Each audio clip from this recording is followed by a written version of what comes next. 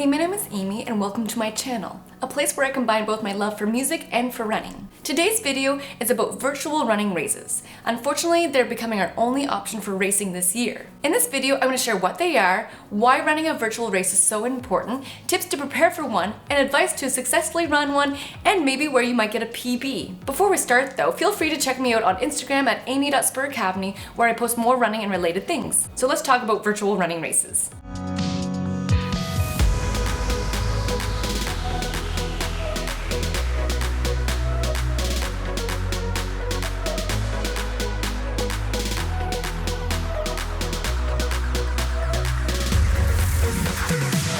First off, what is a virtual race? A virtual race has no official start or finish line. You can register online and choose a specific distance much like a normal race, but you get to choose the route. You can run it on a treadmill or even in your backyard. The way it usually works is that the race that you signed up for usually gives you approximate dates to run your race between. And when you finish your race, you just have to upload it to the platform that they ask you to.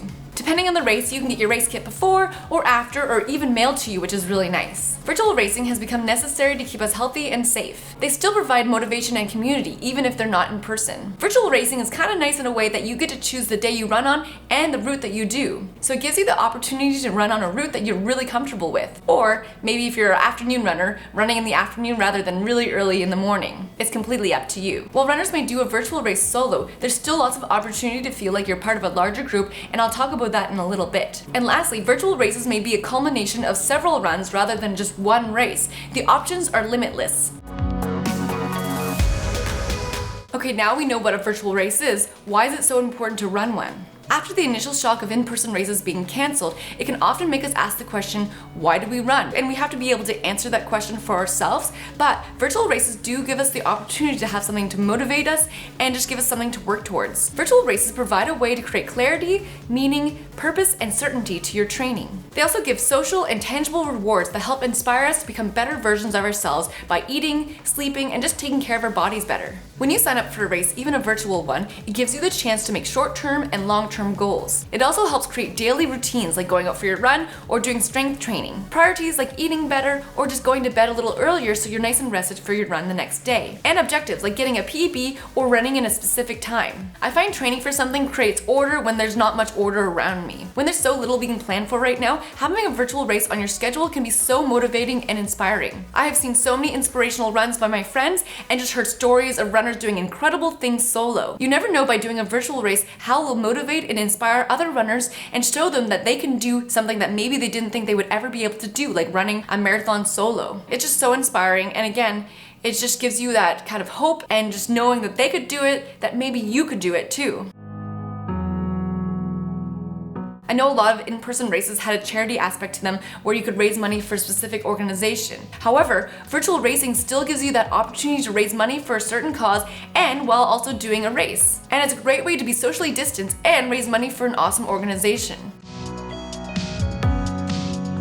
And let's be real, swag can be a huge motivation for doing a race. Look at the Disney races or just any race. I kind of look at the t-shirt to make sure it's a good one, and even the medal too. To me, a shirt and a medal is just a really important aspect, as it's just like a physical reminder of all the hard work I put into a specific race and just the accomplishment and just of that certain time that I ran the race in. And who doesn't like free things in the swag bag?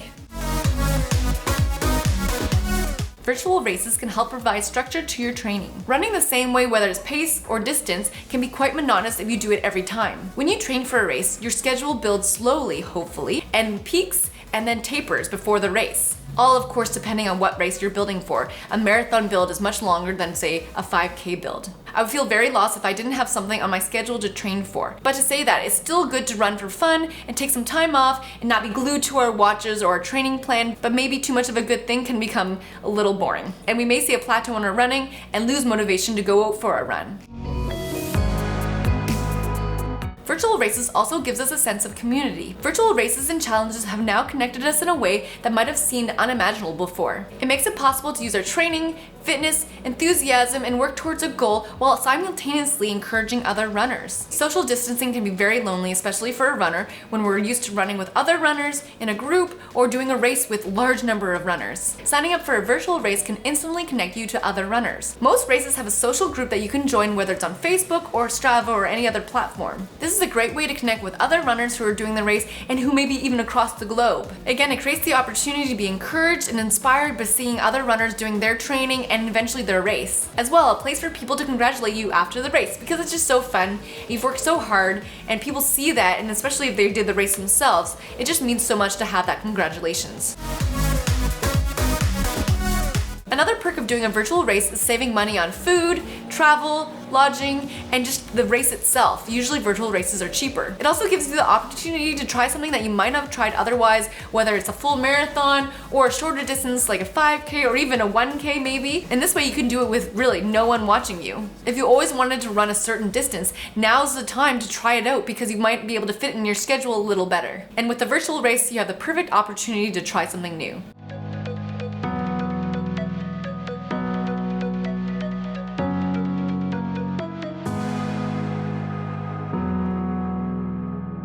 Many races, even the big ones like New York, London, Chicago, or Boston, have turned to doing a virtual version of their race. You just have to look online and there's so many options for doing a virtual race, almost too many. If you know that in your schedule you have a little more time in a specific month or certain time frame, you can choose a race that fits perfectly in that. Even if it is virtual, there are still specific times you have to complete it by and register for it too. Now for planning the route, which is a fun part. If possible, you want to find a place that you don't have to stop too much as there won't be any roads closed off like a normal race.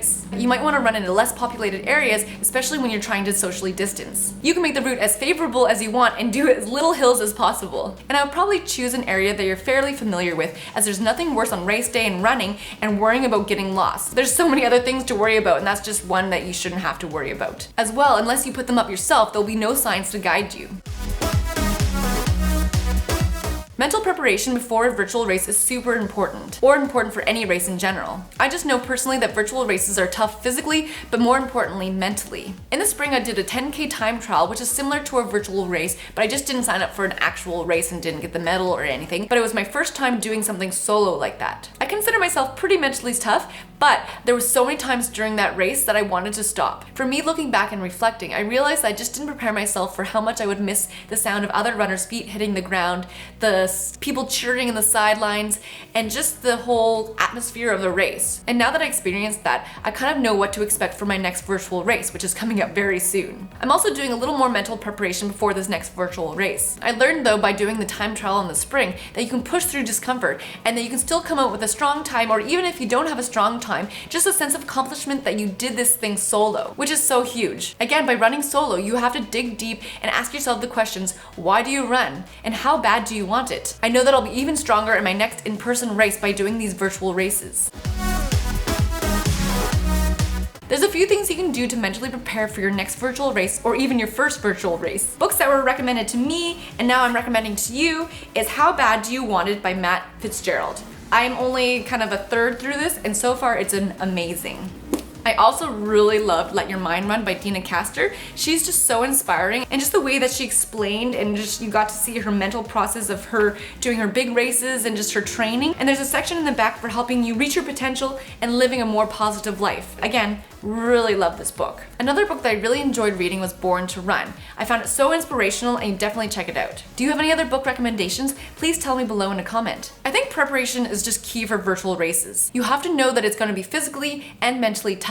By being aware that virtual races can be very tough, you give yourself the opportunity to come up with words that might encourage you or think of certain workouts during your training that you're super proud of and inspiring and will help motivate you to keep running your race, even if it's really hard. A friend of mine recently reminded me during a workout that if I'm feeling overwhelmed and tired, just to trust in the training that I've put in my legs. When you put a lot of hard work and training in, your legs are so strong. It's important not to let the mental dote and fatigue get in the way of your physical strength, because negative thoughts can have a huge impact on how you do physically. If we prepare beforehand the race, knowing that it will be really tough, we won't be surprised when race day happens. Being prepared for every situation is super important for how you do during the race, or how you feel. To say all of this, you shouldn't dread your race, just be prepared physically and mentally.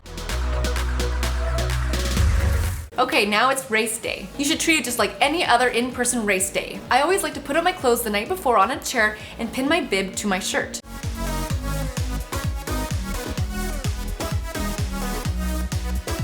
When When you sign up for a virtual race, there's often a place that you can print off a bib, and that just makes it even more official and just makes it feel like it's an actual race in person. I know I've kept every single one of my race bibs as they're so special and just reminds me of that specific race and just my life during that time. So I definitely will keep my virtual bib in that same little special box. If you do have the flexibility to run the race on another day, you have that option just in case you're not feeling well or the weather's terrible, but I would suggest trying to keep it to the original date that you've chosen. This way it makes it feel like a real race. As it's been said to me, the race is just the victory lap for all the training and hard work that you've put in. Even if you have a bad race or just a really tough race, you still learn so much from the training process and just experiencing that tough race itself. After the race, you should definitely treat yourself as you deserve it. Most races provide a medal and other fun swag that you can enjoy after the race.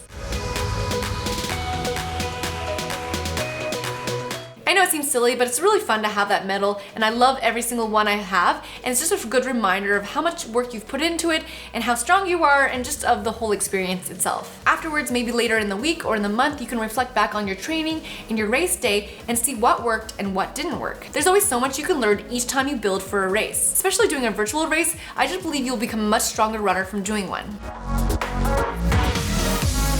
While running a race in person may feel like a very far off thing, we are still given the option to race by doing a virtual one. Virtual races can still give us motivation, something to train for, a sense of community, and fun swag like t-shirts or medals. With everything going on in the world right now, it's really nice to have something to train for and provide distraction and just get your body moving, and it just makes me feel so much better when I go out and exercise. I know for me, having a training schedule has helped me so much in the past few months. Just having something every day to look forward to and to follow where there's not much structure else in my life. I know doing a virtual race sounds scary and it is hard, but I know you will become a stronger runner from doing one, or several of them if you really want to. Are you doing any virtual races this year, or have you already done one? Let me know in a comment which one and how you made out with it, and if you learned anything from the process. If you like this video, tap that thumbs up button. As well, click the subscribe button and the bell icon so you get notified every time I upload a new video. Happy racing, and I'll see you next time.